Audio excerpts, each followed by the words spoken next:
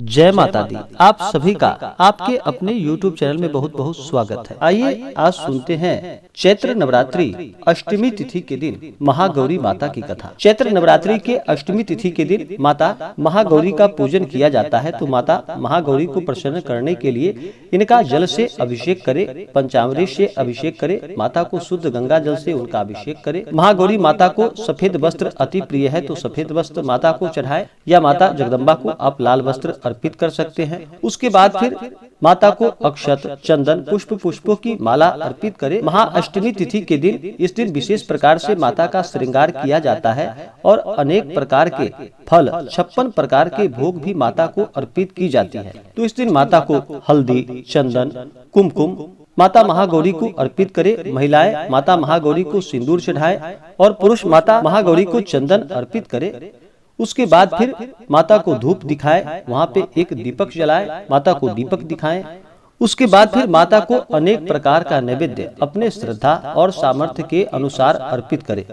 इस दिन चाहे तो आप दूध से बने हुए मिठाई का माता को भोग लगा सकते हैं। अगर घर में बनाकर लगाते हैं माता को तो बड़ी अच्छी बात है। अगर घर पे नहीं बना पाते हैं, अगर बाहर से लेकर के आप आते हैं तो गंगा जल छिड़क करके और फिर माता को भोग लगाना चाहिए। अनेक प्रकार के ऋतु फल, केला माता को भोग लगानी चाहिए। माता को इस दिन नारियल अवश्य ही चढ़ाना चाहिए और फिर नारियल का जल माता को अर्पित किया जाता है।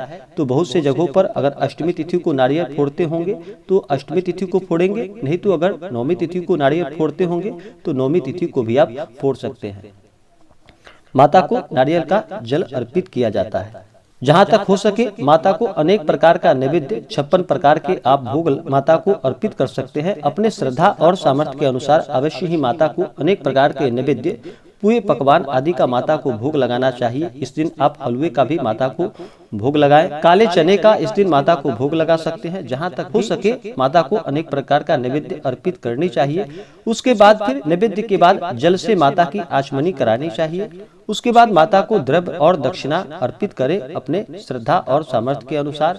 उसके बाद माता को पुंगी फल और तांबूल अर्पित करें लौंग इलायची के साथ में। पुंगी फल यानी कि सुपारी को पुंगी फल कहा जाता है और तांबूल यानी कि पान पत्र माता को अर्पित करें साथ में लौंग इलायची के साथ। उसके बाद फिर दुर्गा चालीसा आदि का पाठ करें, श्री सप्तश्लोकी दुर्गा का पाठ करें, दुर्गा सप्तशती का पाठ करें या इन सब का श्रवण करें।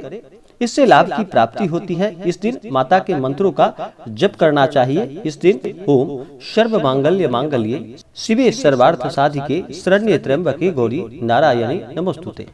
इससे माता अति प्रसन्न होती हैं और अपने भक्तों को मनोवांछित फलों को प्रदान करती हैं। तो आइए सुनते हैं चैत्र नवरात्रि के 8वें दिन माता महागौरी की कथा। तो बोलिए प्रेम से माता महागौरी की जय, नवदुर्गा देवी की जय, माता महाकाली, महालक्ष्मी, महासरस्वती माता की जय। माता महागौरी अपने भक्तों की सभी इच्छाओं को पूर्ण करने वाली है। माता महागौरी को इन्हें श्वेतांबर धरा भी कहा जाता है। इनकी 4 भुजाएं हैं और इनका वाहन भी वृषभ है, इसलिए वृषारूढ़ा भी इन्हें कहा जाता है। इनके ऊपर वाले दाहिने हाथ अभय मुद्रा में है तथा नीचे वाले हाथ त्रिशूल धारण किया हुआ है।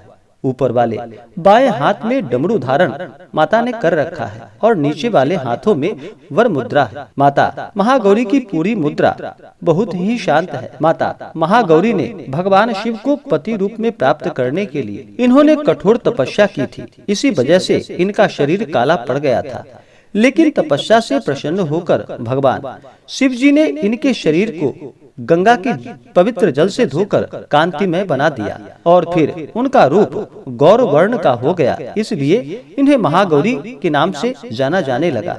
ये अमोघ फलदायिनी है और इनकी पूजा से भक्तों के सभी प्रकार के कष्ट, दुख दूर हो जाते हैं और पूर्व संचित पाप भी नष्ट हो जाते हैं। माता महागौरी का पूजन, अर्चन, उपासना, आराधना बड़ा ही कल्याणकारी माना गया है। इनकी कृपा से अलौकिक सिद्धियों की प्राप्ति होती है और माता अपने सभी भक्तों की इच्छाओं को पूर्ण करती है।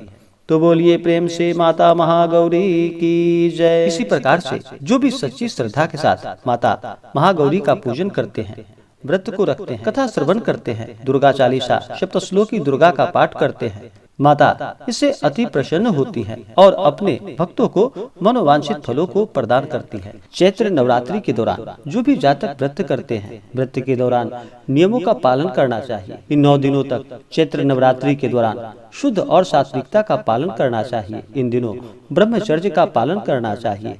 किसी के ऊपर बिल्कुल भी क्रोध नहीं करनी चाहिए। अपने मन में किसी के प्रति ईर्ष्या या द्वेष का भाव नहीं लाना चाहिए। अपने से बड़ों का सदा ही आदर और सम्मान करना चाहिए।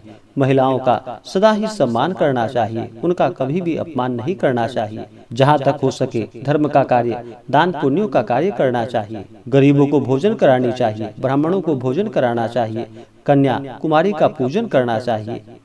इससे माता अति प्रसन्न होती है और अपने भक्तों को मनोवांछित फलों को प्रदान करती है। इसी प्रकार से जो भी सच्ची श्रद्धा के साथ, नियम और निष्ठा के साथ चैत्र नवरात्रि का व्रत करते हैं, कथा श्रवण करते हैं, माता उनके सभी इच्छाओं को पूर्ण करती है। तो बोलिए प्रेम से दुर्गा माता की जय।